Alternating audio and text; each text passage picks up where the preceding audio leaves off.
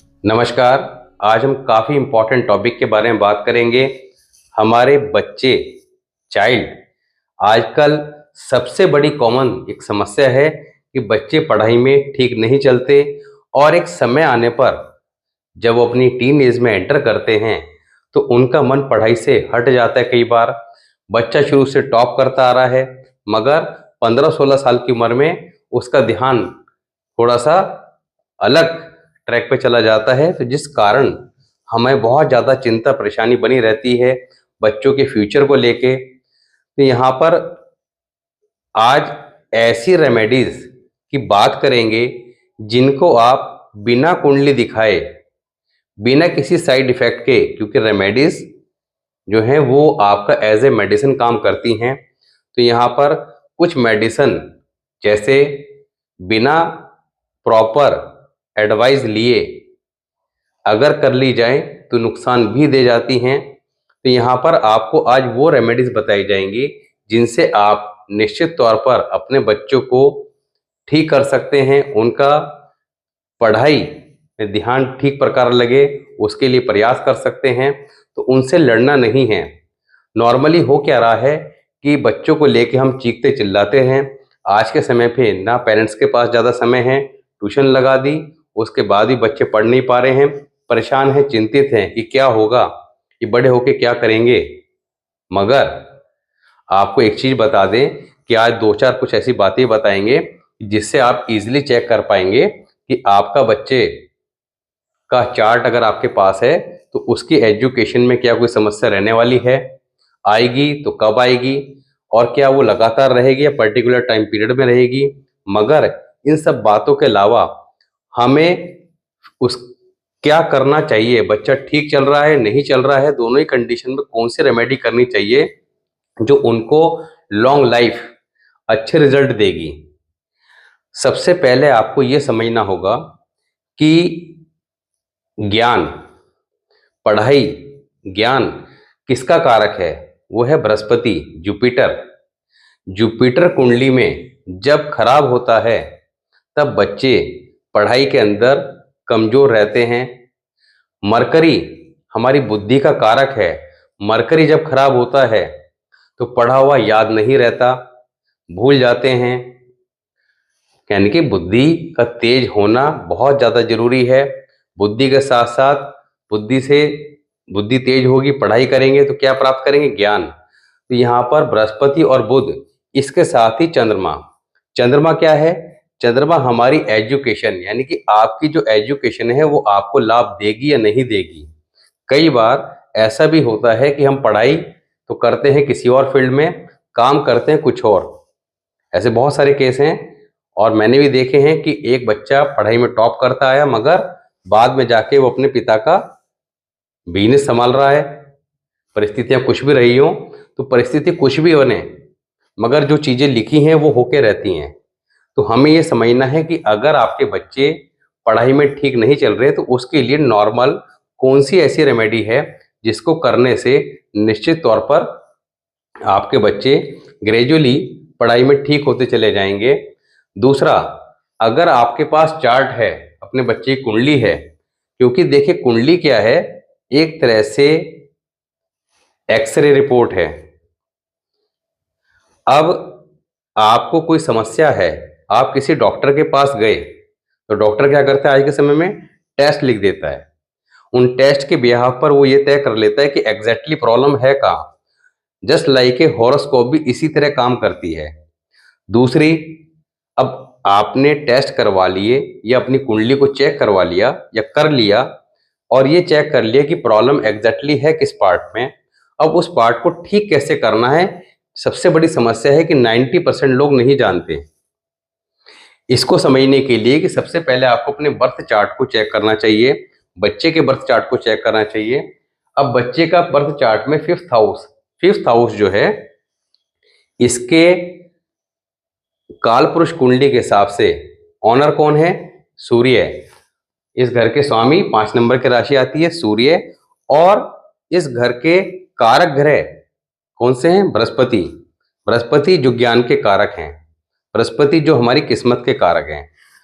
अब इस घर में अगर इनके एंटी प्लैनेट आके बैठ जाएं, जैसे शनि, राहु या केतु, अब इनमें से कोई भी अगर यहाँ आकर बैठ जाएगा तो ऐसे में निश्चित तौर पर बच्चे की एजुकेशन में समस्या आती है। स्पेशली कब आती है? 16 से 21 वर्ष की आयु के बीच में, और स्पेसिफिक टाइम पीरियड की बात करें तो 17-18 के आसपास कोई ना कोई कारण ऐसा बनता जरूर है कि बच्चा शुरू से कितने भी होशियार चल रहा हो, मगर उस टाइम पीरियड में समस्या आएगी। उसके बाद यानी कि 16 से 21 वर्ष की आयु के बाद फिर बच्चा दोबारा चाहे अपनी पढ़ाई पे फोकस करना स्टार्ट कर दे। और ऐसे बहुत सारे चार्ट देखें और आप भी इसको चेक कीजिएगा। आपकी फैमिली में जितने भी चार्ट हों सब में चेक कीजिए, किसी न किसी के चार्ट में आपको यहाँ पर इन तीनों में से कोई ना कोई प्लैनेट मिल जाएगा। तो आपको जो बात बताई गई है वो देखने को मिलेगी। अब सबसे बड़ी समस्या है कि ऐसा क्यों होगा? क्योंकि जब बृहस्पति जो ज्ञान के कारक हैं, और 5th हाउस क्या है? हमारी शिक्षा का, संतान का, और भी बहुत सारी चीजें देखी जाती हैं। तो यहाँ पर शिक्षा, संतान, अब शिक्षा के भाव में जब पापी ग्रह आके बैठ जाएंगे तब ऐसे में शिक्षा वाला जो भाव है वो खराब हो गया, तो वहां पे प्रॉब्लम क्रिएट करेंगे। मगर वो प्रॉब्लम क्या लॉन्ग लाइफ रहने वाली है या पर्टिकुलर टाइम पीरियड में रहने वाली है? 16 से 21 वर्ष की आयु क्यों बताई गई है? जब हम बात करते हैं प्लैनेट्स के टाइम पीरियड की, तो लाल किताब के अकॉर्डिंग 16 से 21 वर्ष का जो टाइम पीरियड है वो जुपिटर का है।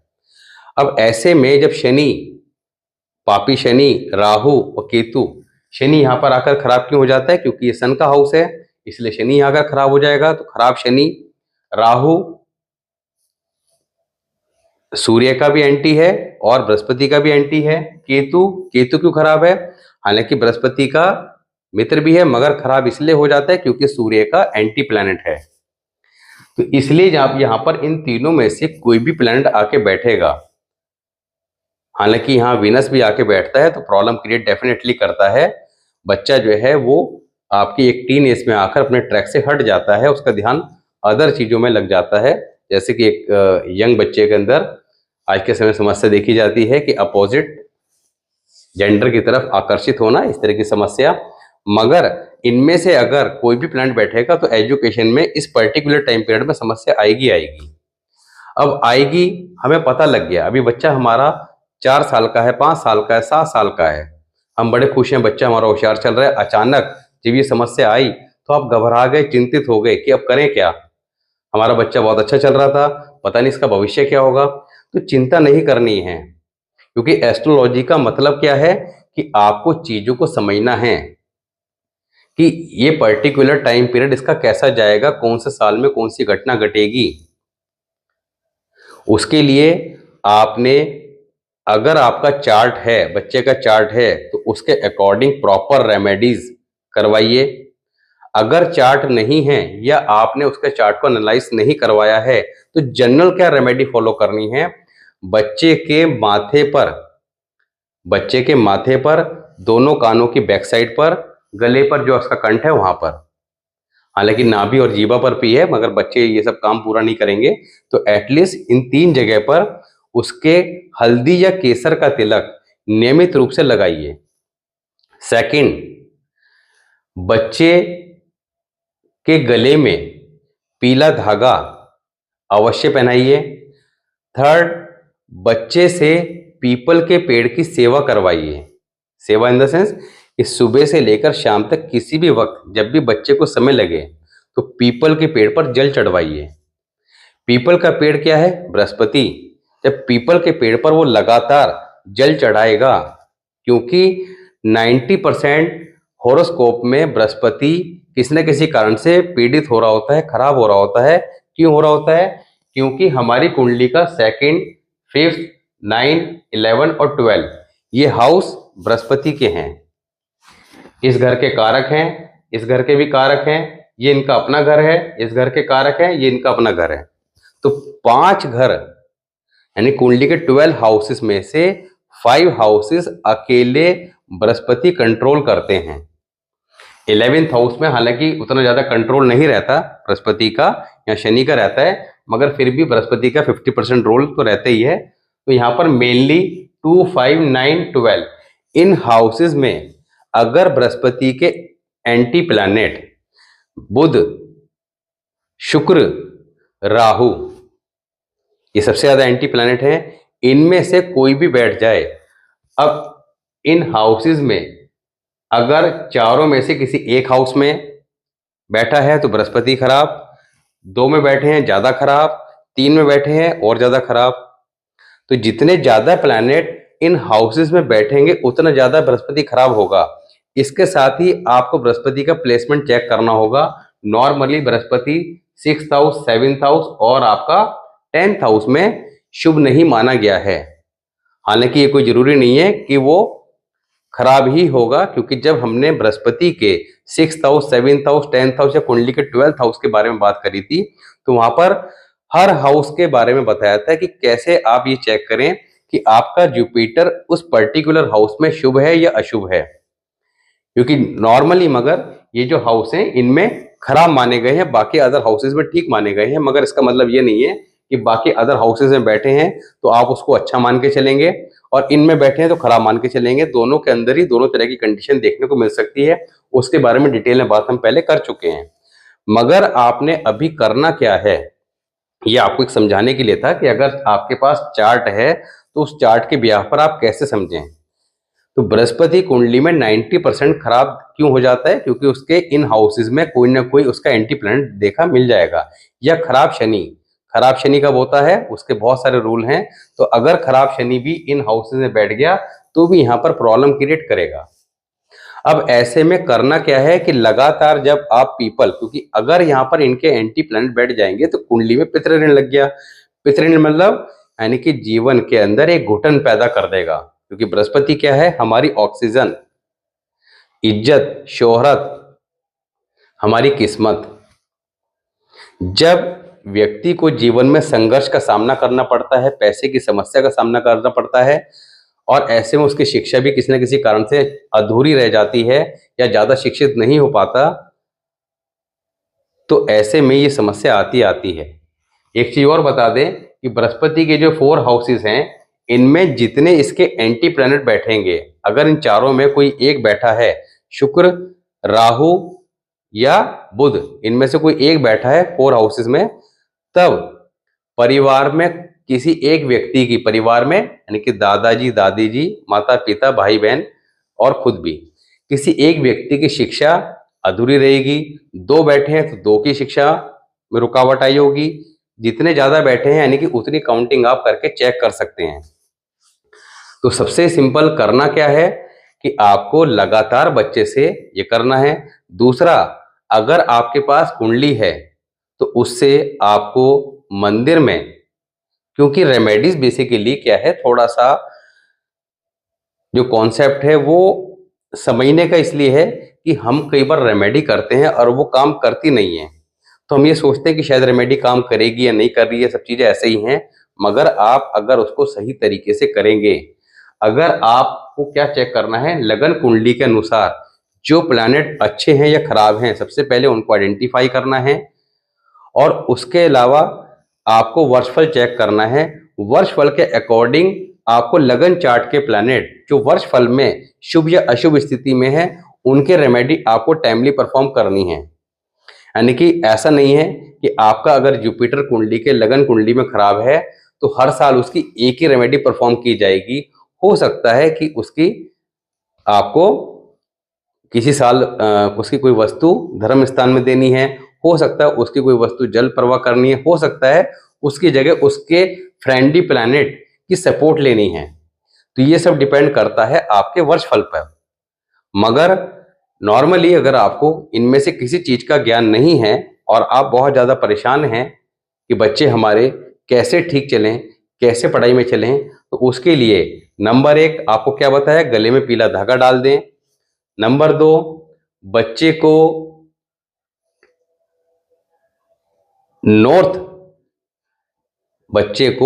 डायरेक्शन में, यानी कि बच्चा जब सोए तो उसका सिर सिर साउथ में और पैर नॉर्थ की तरफ हो।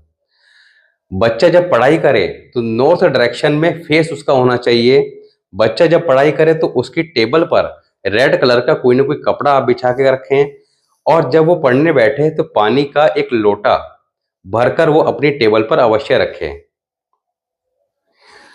इसके साथ ही सरस्वती माँ का चित्र अपने स्टडी रूम में लगाए। चित्र लगाना है, मूर्ति की बात नहीं कर रहे हैं, चित्र लगाना है, उस पर अगरबत्ती जलवाएं। तो ये सारे कार्य आप अगर करते हैं, इसमें सबसे इम्पोर्टेंट पीपल पे जल चढ़ाना और माथे पे तिलक लगाना, ये 2 काम तो एटलीस्ट करिएगा।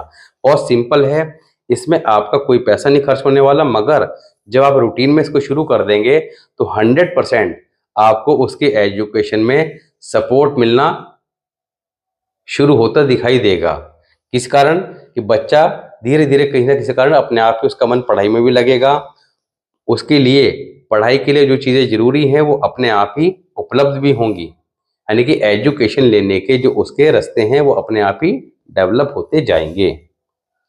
तो अगर आप इन बात का ध्यान रखते हैं तो निश्चित तौर पर आप अपने बच्चे को ठीक रख सकते हैं। बच्चों से लड़ना नहीं है, झगड़ना नहीं है। लड़ेंगे झगड़ेंगे तो बच्चे जिद्दी हो जाएंगे, अभी आपके सुन रहे हैं, बड़े होके सुनेंगे भी नहीं, तो आगे जाके काफी ज्यादा खराब स्थिति से बचने के लिए समझदारी से अगर थोड़ा काम लेंगे तो आप चीजों को मैनेज कर पाएंगे। और यही एस्ट्रोलॉजी का फायदा है। तो एस्ट्रोलॉजी को हमने समझना है, उसका फायदा लेना है, इजी वे में लेना है। चार्ट है तो चार्ट को समझना है, उसके लिए हमने पहले वीडियोस बना रखे हैं। जो लोग एस्ट्रोलॉजी में इंटरेस्ट रखते हैं या सीखना चाहते हैं, ये मेरा मानना ये है कि आपको बहुत ज़्यादा नॉलेज ना भी हो, मगर एटलीस्ट इतनी नॉलेज अवश्य होनी चाहिए कि आप अगर किसी एस्ट्रोलॉजर से या पंडित जी से बात कर रहे हैं तो क्या प्रॉपर उनको नॉलेज है या नहीं है, तो इतना तो आप एनालाइज कर ही लें। तो हमने स्टार्टिंग से जो वीडियोस आपको शेयर की हैं उसके अंदर बेसिक से लेकर, यानी अगर आप एस्ट्रोलॉजी सीखना चाहते हैं तो आप एक रजिस्टर मेंटेन करके फर्स्ट वीडियो से लेकर उसको ध्यान से सुने, उसके नोट्स बनाना स्टार्ट करें और देन एक सीक्वेंस में चलते जाएं। मैं गारंटी दे रहा हूं कि आप अगर 2-4 महीने लगातार सभी वीडियोस को प्रॉपर सीक्वेंस में देख लेते हैं, उन रूल्स को नोट कर लेते हैं, तो आप इतनी एस्ट्रोलॉजी अवश्य सीख जाएंगे कि आपके आसपास जितने भी एस्ट्रोलॉजर हैं या पंडित जी वगैरह हैं, ज्योतिषाचार्य जिसे हैं, तो वो आपको कम से कम बेवकूफ़ तो नहीं बना पाएंगे। तो आप एटलीस्ट ये जज कर पाएंगे कि हाँ, सामने वाले को नॉलेज है, ये बता रहा है, सही बता रहा है, नहीं बता रहा है। क्योंकि आजकल हो क्या रहा है, लोग बाग आधे अधूरे ज्ञान के साथ क्या करते हैं, स्टेशन पर मिलने वाली लाल किताब खरीद के ले आते हैं। उनको कई बार ये भी नहीं पता होता कि ओरिजिनल लाल किताब है कौन सी। किताब ले आते हैं, किताब लाकर ये देखते हैं इसकी महादशा किसकी चल रही है, इसकी अंतरदशा किसकी चल रही है, और सीधा उठा के लाल किताब के अंदर उपाय चेक करेंगे। अच्छा, बृहस्पति का क्या उपाय है, ये उपाय बताया गया है, ये उपाय कर दो, ये आप जल प्रवाह कर दो। उन्हें यही पता ही नहीं है कि जल प्रवाह करनी कब है, कौन से साल करनी है, कौन से साल नहीं करनी है। और रेमेडीज गलत तरीके से करने से नुकसान दी जाती हैं और हमें पता नहीं लगता कि परेशानी आ क्यों रही है। तो इससे अच्छा है कि आप अपने चार्ट को एनालाइज कराइए ही नहीं। अगर किसी को सही नॉलेज नहीं है, मगर चार्ट को एनालाइज कराना है, तो एटलीस्ट खुद को भी आपको ये समझना चाहिए कि सामने वाला जो एक्सप्लेन कर रहा है क्या उसको भी इस विषय का ज्ञान है। मगर जो अभी आपको रेमेडीज बताई हैं वो बिना किसी चार्ट को एनालाइज कराए आप करा सकते हैं, उसका कोई साइड इफेक्ट नहीं है। केवल इस बात का ध्यान रखना है कि बृहस्पतिवार को जब आप पीपल के पेड़ पर जब आप लगातार जल दें तो संडे को नहीं देना है, बस इसका ध्यान रखेंगे तो निश्चित तौर पर आप अपने बच्चों को ठीक से पढ़ा पाएंगे, उनकी शिक्षा में आ रही समस्या को ठीक कर पाएंगे। इसके अलावा आप एक काम और भी करा सकते हैं कि बच्चों को एक फिटकरी का पाउडर, फिटकरी आती है उसका पाउडर घर पे आप ला के रख लीजिए। ये आपको रेडीमेड मिल जाएगा किसी भी आयुर्वेदिक स्टोर से। बच्चे को सोते समय या दिन में किसी भी समय, क्योंकि बच्चे हैं उनका अपना कोई टाइम टेबल सेट तो होता नहीं है, तो जब भी उनको ठीक लगे उनसे दिन में एक बार या रात को सोते समय चुटकी भर फिटकरी के पाउडर से वो अपने राइट हैंड की मिडिल फिंगर की मदद से दांतों को साफ करके सोएं। तो ये रूटीन जब आप बना देंगे तो इससे होगा कि उनका मरकरी कुंडली में अच्छा हो या खराब हो, धीरे धीरे ठीक होता चला जाएगा। खराब है तो ठीक होता चला जाएगा और अगर अच्छा है तो और अच्छा हो जाएगा। और बृहस्पति को ठीक रखने के लिए वेरी सिंपल रेमेडी जो आपको बताई है पीपल में जल देना, ये कराएंगे तो 100% आपका बच्चे की दोनों समस्या यानी कि उसका दिमाग भी तेज होगा और उसको ज्ञान की प्राप्ति भी होगी और जीवन में वो आ रहे स्ट्रगल को पहले से ही रेमेडी के द्वारा ठीक कर लेगा, तो जीवन में सहज रूप में आगे बढ़ पाएगा। तो आप ये कीजिए, ईश्वर निश्चित तौर पर आपके सारे काम जैसा आप चाहते हैं वैसे करेगा। तो मिलते हैं नेक्स्ट वीडियो में, तब तक के लिए नमस्कार।